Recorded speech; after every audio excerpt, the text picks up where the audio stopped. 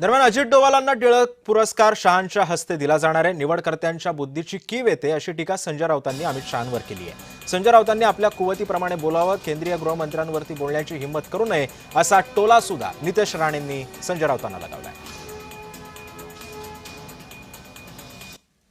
टिळक यांच्यासारखा स्वातंत्र्य लढ्यातला कर्ता पुरुष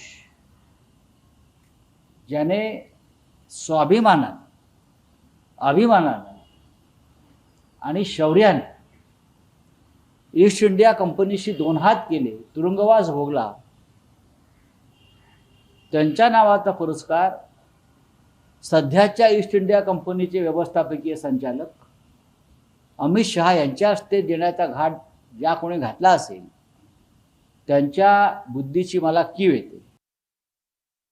जो बाळासाहेब ठाकरेंचा आणि उद्धव ठाकरेजींचा झाला नाही, त्यांनी काय एवढ्या आमच्या देशाच्या गृहमंत्र्यांवर बोलण्याची हिंमत पण करू नये। टिळक कुटुंबियांनी जो काय मान आदर आमच्या आदरणीय अमित शहा साहेबांना दिलेला आहे ते फार विचारपूर्वक केलेलं आहे। कुठे टिळक कुटुंबाची उंची आणि कुठे ह्या भांडूपच्या देवानाची सारख्या तीनपाट माणसाची लायकी, त्याप्रमाणे विचार करून यापुढे संजय राजाराम रावांनी बोलावं।